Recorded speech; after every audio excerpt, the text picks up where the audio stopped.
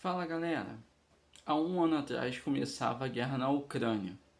O presidente Vladimir Putin decidiu invadir a Ucrânia depois de diversos discursos onde ele dizia que Kiev fazia parte do território de influência russo e mais do que isso, depois de ter conquistado a Crimeia em 2014, Putin acreditava que seria uma fácil incursão militar a entrada dele na Ucrânia, fazendo com que os exércitos russos conseguissem capitular as forças ucranianas e rapidamente acabar com a guerra.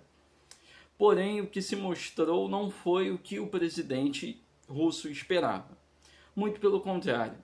O presidente Volodymyr Zelensky da Ucrânia, com apoio internacional, com discursos célebres, não só na ONU, mas para congressos de diversos países, conseguiu fazer com que uma mobilização do Ocidente fosse feita para impedir que os exércitos russos, que comprovadamente tinham armamento e contingente militar muito superior à Ucrânia, conseguissem fazer com que essa guerra terminasse em poucas semanas. Pelo contrário, o que se viu até hoje foi uma tomada e retomada de territórios.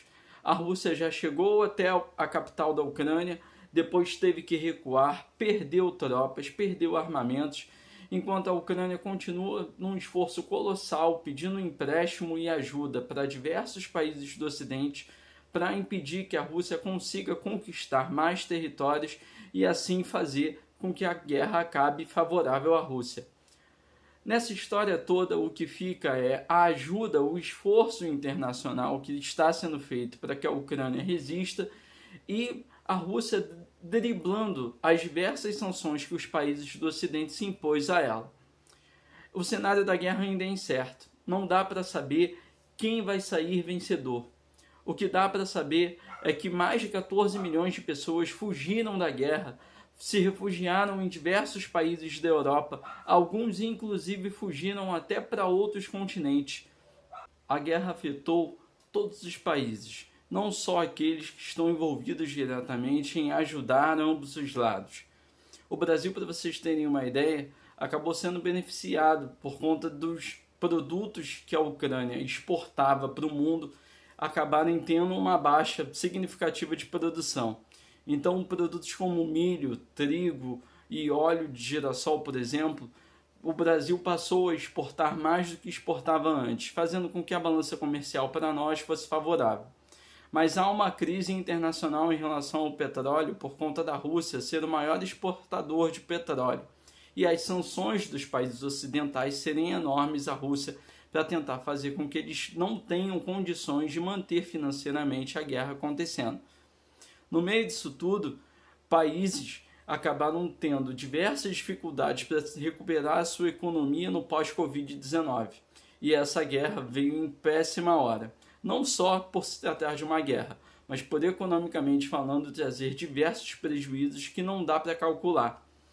Apesar disso, sabe-se que quando essa guerra terminar, terá que haver um esforço enorme de engenharia civil para fazer com que a Ucrânia seja reconstruída.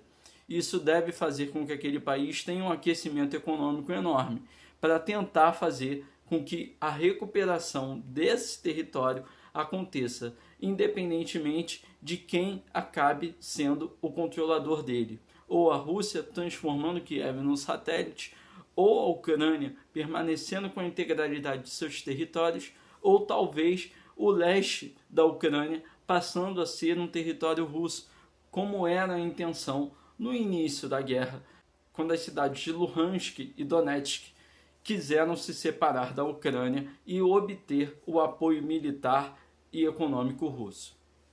Crianças não têm mais aulas, pessoas perderam seus negócios, a sua vida cotidiana. E o mais impressionante disso tudo é que, apesar de a guerra até hoje estar completamente indefinida, não há sequer uma esperança de que um tratado de paz ou um acordo seja feito. Os especialistas ainda acreditam que ao longo de 2023 a guerra vai se estender, com a influência ainda maior de Estados Unidos do lado da Ucrânia e da China do lado da Rússia.